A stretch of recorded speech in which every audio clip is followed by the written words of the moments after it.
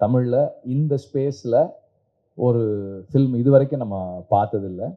நம்ம ஒரு ஒரு முஸ்லிம் ஹவுஸ் ஹோல்டுக்குள்ள இந்த இவ்வளவு நுட்பமான ஒரு ஒரு ஜெனரேஷனல் டிஃப்ரென்சஸையும்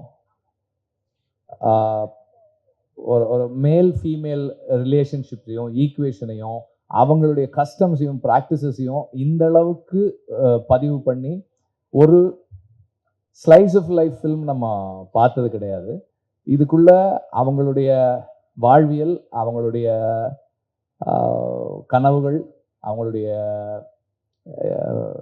இழப்புகள், வலிகள், சந்தோஷங்கள் எல்லாமுமே இருக்கு. அண்ட் இது ஒரு ஒரு பீரியடுக்குள்ள இருந்து பேசுற ஒரு படமா இருந்தாலும் இன்னைக்கு வரைக்கும் ரெலவெண்டா இருக்கிற ஒரு ஒரு ஃபில்மா இருக்கு.